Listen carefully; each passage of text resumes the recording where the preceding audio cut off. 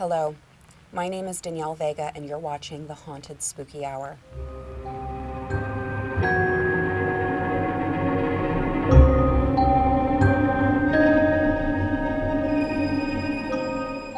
The following stories are allegedly true experiences sent in by readers.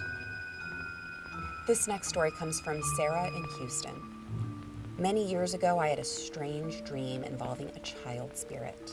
I was in that really good REM cycle of sleep, and I began to dream. I came upon a rundown house I had never been to before. It was desperately in need of repair, but I couldn't stop myself from going inside. It was a small house, one you would expect to find in older parts of the country. Every room was a faded white that looked almost gray. Paint was flaking off the ceilings and walls, while boards squeaked beneath my feet. As I wandered through this strange house, I came upon a small, childlike figure. She couldn't have been more than 5 or 6 years old.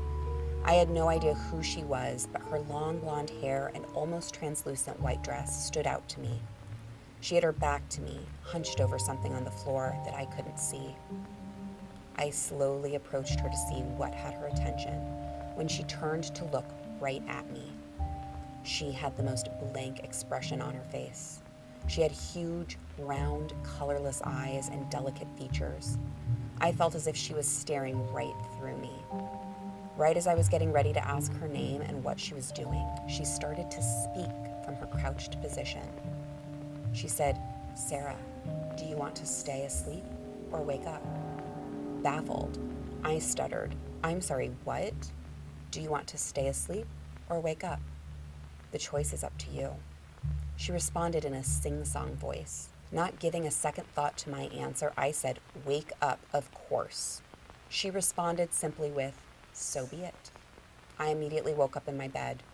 My heart was racing and I was drenched in sweat. To this day, I am slightly terrified at what might have happened if I had made a different choice. I have not seen this little girl again, but she haunts me. This story comes from Brittany. The night before, I came home from a midnight premiere. It was 2 a.m. I quickly changed and went to bed. The next day, my parents went to work and my sister and I went to school. That afternoon, we all got home at the same time, so nobody had been in the house since we left that morning.